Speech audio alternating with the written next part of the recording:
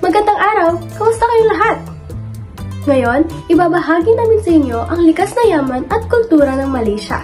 Ano? Ready ka na ba? Halika na at makinig! Alam niyo ba na ang bansang Malaysia ay matatagpuan sa Timog Silangang Asya? Ito ay kilala sa maraming bagay dahil sa kanyang kultura. Ang kanilang wika ay tinatawag na Bahasa Malaysia o Malay.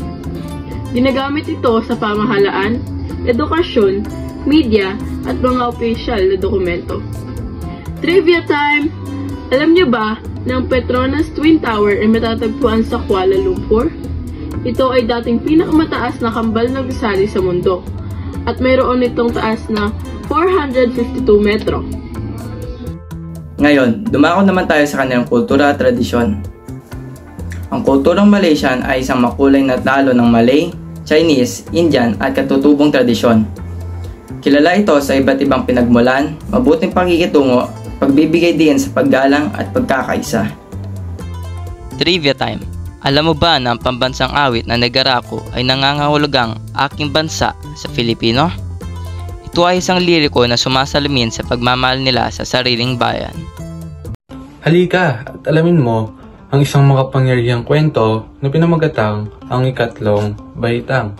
Ang ikatlong baitang ay sumasalamin sa tema ng kabatayan, pananampalataya at pagmamahal ng pamilya. Ang orihinal na mayakda ng kwento ay si Shannon Ahmad, isang manunulat galing sa bansang Malaysia. Ipinapakita ng kwento kung paano ihahanda ng isang anak ang lahat para lang sa magandang pagpanaw ng kanilang ina, alinsunod sa kanilang tradisyon at paniniwala. Naman tayo sa buod ng akda. Ang kwento ay tungkol sa paghahanda ng isang pamilya sa posibleng kamatayan ng kanilang nanay. Ninanais ng kapatid na ibigay sa nanay ang mga gusto nito, tulad ng mga simpleng bagay na nagpapasaya sa kanya bago pa man siya pumanaw. Kasabay rin nito ang dasal at pagmamahal. Makikita ang pag-asa nilang maging payapa at pagpanaw ng kanilang ina. Narito naman ang kaugnayang mga akda sa bansa. Ang ikatlong baitang ay isang makapangyarihang komentaryo sa kalagayan ng mga karaniwang mamamayan sa Malaysia. Sinasalamin nito ang kultura ng relihiyon at pamahiin, ang epekto ng kahirapan, at ang kawalan ng akses ng serbisyong medikal.